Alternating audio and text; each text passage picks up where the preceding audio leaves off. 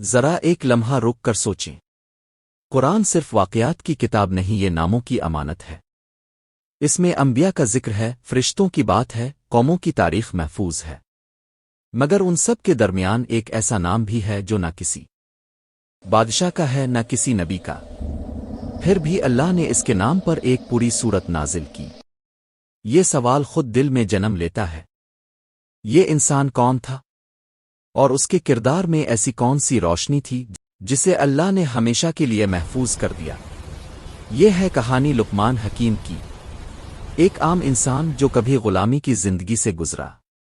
نہ اس کے پاس دولت تھی، نہ شہرت، نہ کوئی بڑا منصب، مگر اس کے دل میں وہ دولت تھی جو وقت بھی ختم نہیں کر سکتا، شکر، صبر اور سچائی۔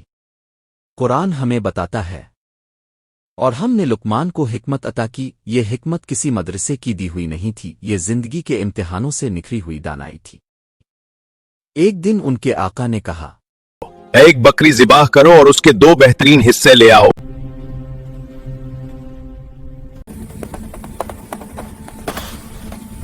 تم تو زبان اور دل لائے ہو۔ جی مالک، میں نے یہی بہترین سمجھا۔ لقمان، آج پھر ایک بکری ذبح کرو اور اس کے 2 بدترین حصے لے آؤ۔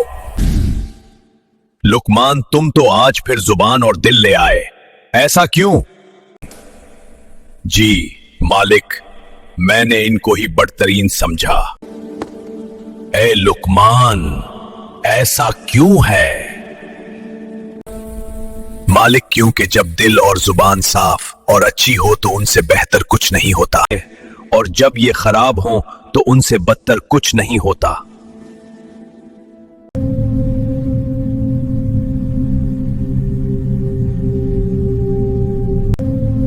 لقمان کی دانائی صرف الفاظ میں نہیں تھی، وہ ہر قدم پر عمل بن کر چلتی تھی۔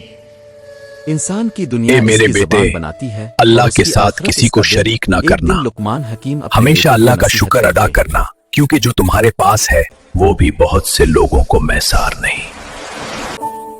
لوگوں کو نیکی کی طرف بلانا، برائی سے روکنا، اور ہر آزمائش پر صبر کرنا۔